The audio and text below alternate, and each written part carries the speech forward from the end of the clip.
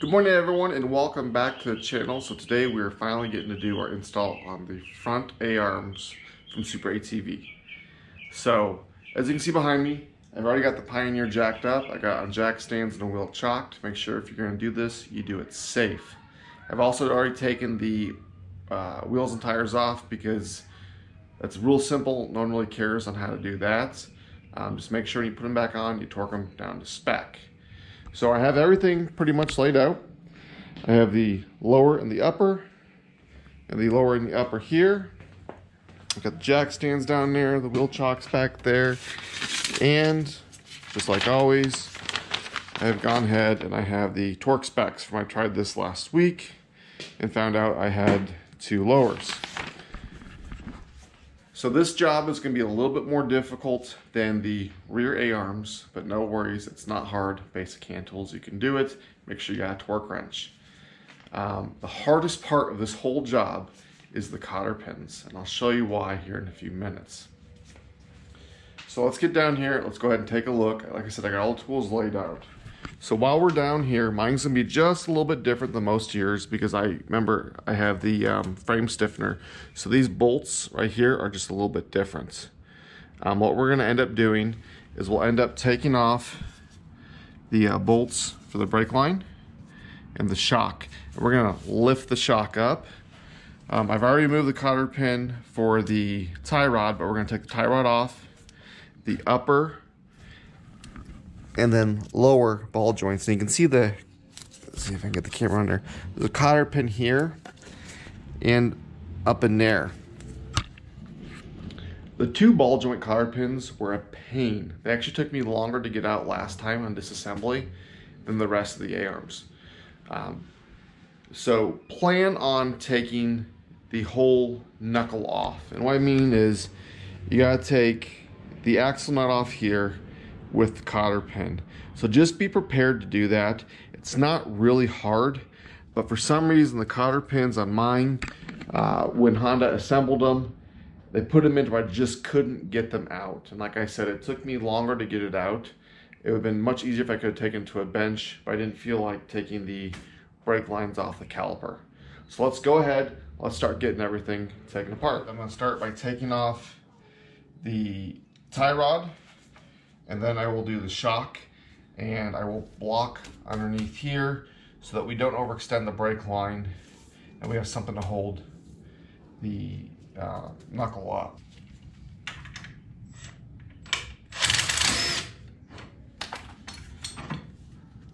So I like to put the nuts back on the pieces as they come off if I can, so you don't get them mixed up. So let's go ahead and get the shock off. So shock's going to be a 17 millimeter.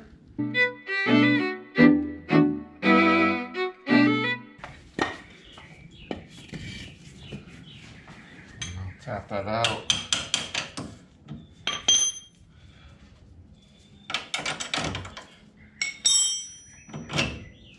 And we will push it up. So now I got the weight on here. If you see, I'm not binding there. If I go all the way down to full extension, it's starting to bind. So we'll see how it does when we move it forward. So the next thing to do is I'm going to take off the brake line. Taking off the brake line is a 10 millimeter bolt. So you have 2 of them. You have one right here and one right here with these clips. And if you look at the new upper A-arm, there's a hole right there that's threaded and one down there.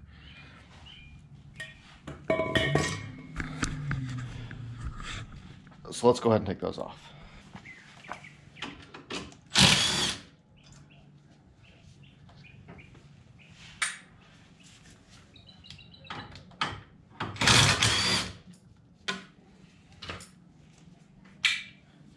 And we will unwrap this and just let that sit. So, let's see if we can get to the cotter pins.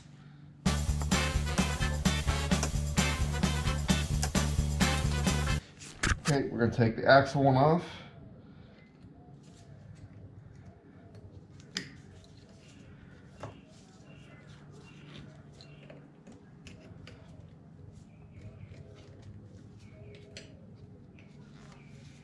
So next, we're gonna take the axle nut off.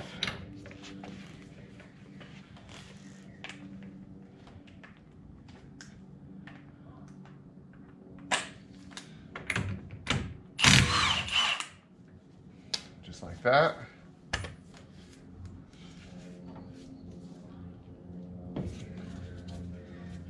Now, I was able to get the upper cotter pin off, so I'll get in there with a wrench and take off that nut. So the nut in the lower ball joint is a 17 millimeter, and I'll go ahead and take ball joint press and just pop it up.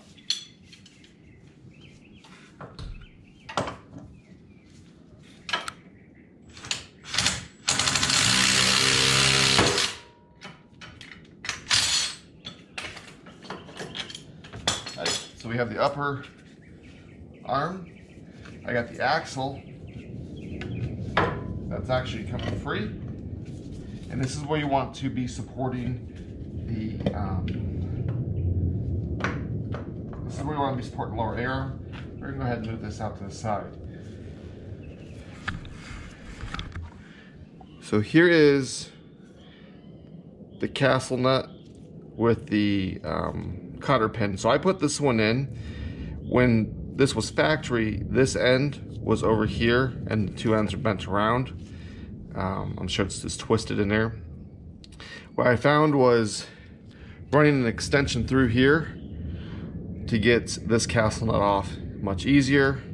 While you're in here, you can go ahead and you can put some fresh grease on the splines on your axle. So let me go ahead and get that one out.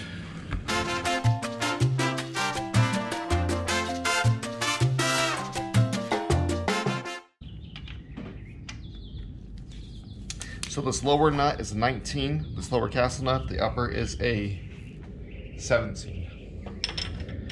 Feed that through there.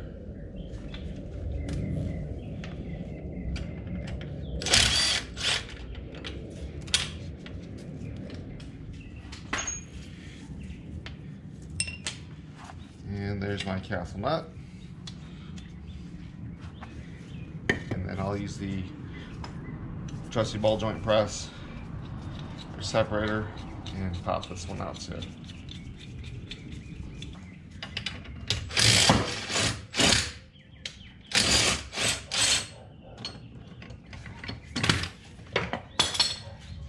And it's out.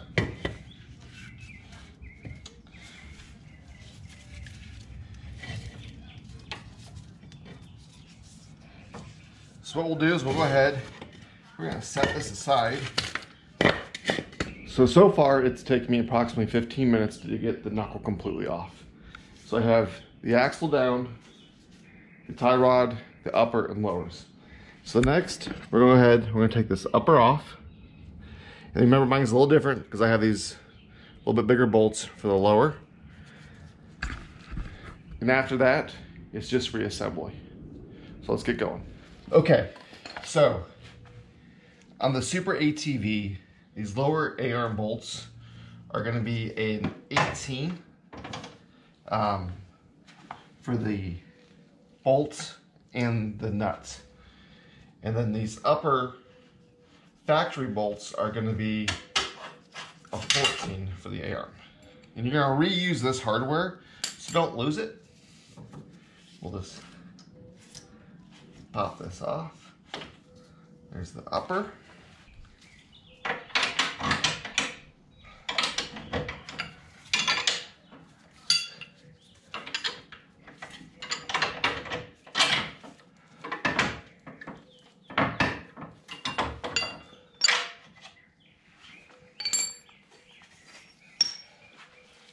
Okay, so in approximately 20 minutes, I have the whole passenger side taken apart. Now I did cheat a little bit because I've done this once before and I'd already redone the cotter pins. So we'll see how long it takes on the driver's side. But let me show you the difference between the Super ATV A-arm and the stock A-arm. So here is the lower stock A-arms, and you can just see how much more massive this is. I mean, you got a nice welded cross piece here where this is just a little piece of flat stock. You do have another brace there, but even look at where the ball joint presses in, how much beefier that is. And notice that there is no snap ring on this one, but there is a groove. Now on this one, I'm waiting for the snap rings to come in. I did the video I've already posted, and no dealer tended to have this snap ring in the state of Arizona. And they actually wanted more than Rocky Mountain ATV. I think they were $1.15. In the last video, I think they said they were like 55 cents. So I was a little bit off, not too bad. And also notice here, so you have a nice brace here, and then you have your camber adjustments. So again, I've already pre-greased. Now on these uppers, you can see that we get rid of, we got the metal here, and we don't there. I'll probably move these over, just like that, for the uppers. But now looking at the uppers, you can see how much more massive they are. Also, there's no adjustment. They're just a little bit thicker. You got your plating here with the shock mounts. The shock mount material looks to be about the same thickness. They threw a piece of angle iron in here. You do have a crossbar there, then your flat stock welded, and your ball joints. Other than that, on the side, you have, like I showed you earlier, the two areas for the brake lines, where this one has one there and one here, and it holds it right there. So there's the differences. Like I said, it's taken me 20 minutes to get to this point, but I've done this once before on this side. The driver's side, those two cotter pins, I don't know. So let's go ahead and let's get this reinstalled. So I'm going to reinstall everything in exactly reverse order. Remember, your A-arms come pre-adjusted from Super ATV. I didn't really have a camber issue in the front that I noticed. I can always take it off and adjust it in the future without disassembling everything. So I'm gonna go ahead and start. Make sure you put your grease zerks facing up. We'll start with that.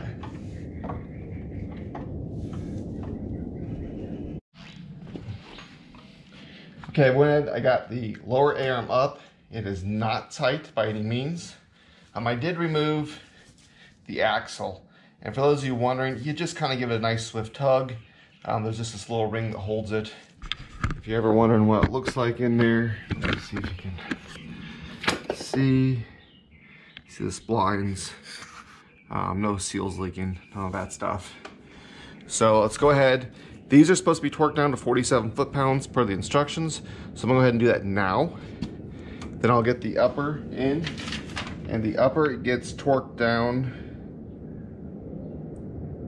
to 32 foot-pounds on the upper and 47 for the rear. So let's go ahead and get these torqued down. I'll get the upper installed.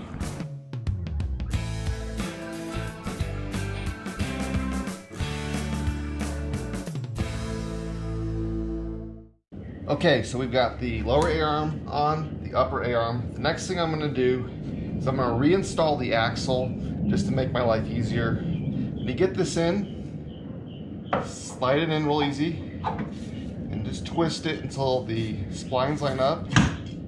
Give it a good jerk, and then you know it's engaged when you twist it, everything goes. So the next step is to reattach your knuckle to the A-arms. So if you haven't ever done it, again, it's a good time to check. Re-grease right here. I'm gonna grab some real quick. Check your brakes, make sure everything's good to go. So let's go ahead and get that done. Okay, so make sure when you're putting this back, you got everything nice and tight. Go ahead and start this. We get it nice, get hand started. Make sure you don't put these on upside down, as this ball joint lower, as this lower ball joint is bigger than the upper, it just won't fit. Remember, your tie rod comes back here. So go ahead and get this one torqued down. I'll get the axle installed and then the top one put on. So as you can see, I torqued this down, put the new cotter pin, bent one end up and one end down. Now I'll reinstall the axle here, and then we'll put the other one in. Okay, so as you can see, I got the upper cotter pin in. The nice thing with this upper ball joint is there's two sets of holes across from each other to make it a little bit easier to get this split pin in. So next thing I'm going to do is I'm going to go ahead and I'm going to reinstall these brake lines, torque this axle nut down to 101 foot-pounds. Make sure you don't over torque it because your bearings are in there. We'll put the tie rod back on, torque that down, put a new cotter pin in there.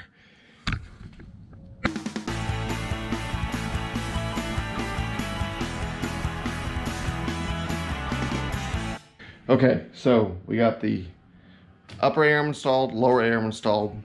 I got the bolts in holding the brake line. I got the tie rod in.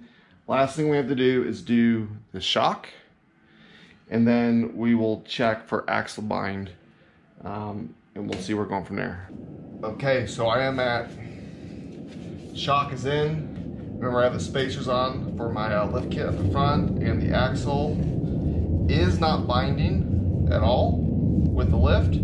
Remember, the shock will compress just a little bit with some weight on there, so that is really positive. The only thing we have left to do is to install the steering stops on the tie rod, and I think I'm going to stand by on that for right now. I don't want to lose any turning radius, and I'll just watch it. So I'm going to go ahead and torque this down and then start on the other side. Okay, and we're done. So just like that, we are done. I'm going to help finish up the other side. So let's go ahead and take a quick look.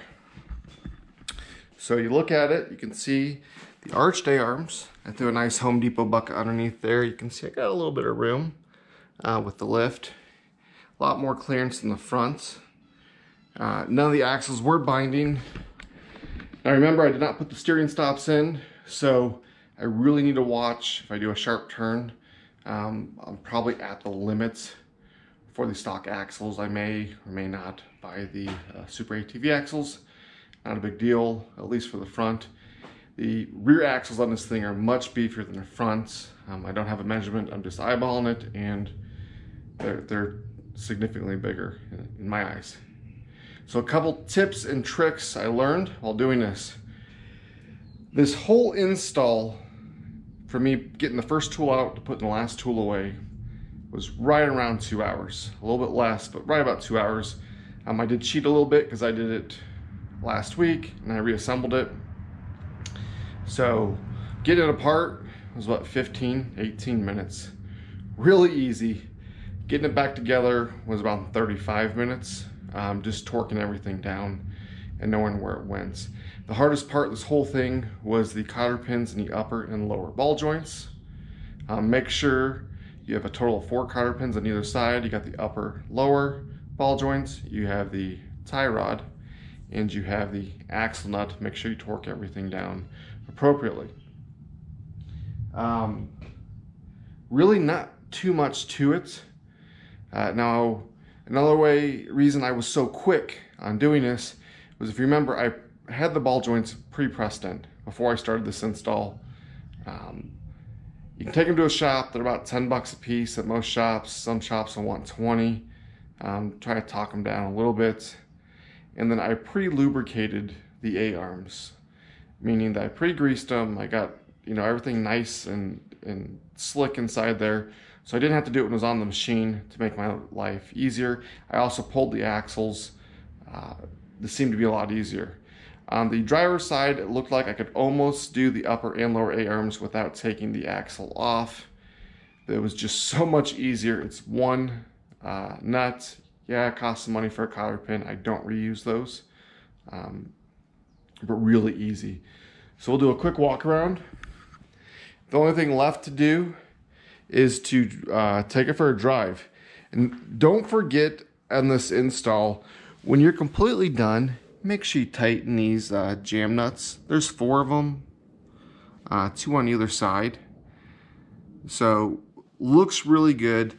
This brace is really stout. It makes it a little bit more difficult to do the install, but not a big deal to me.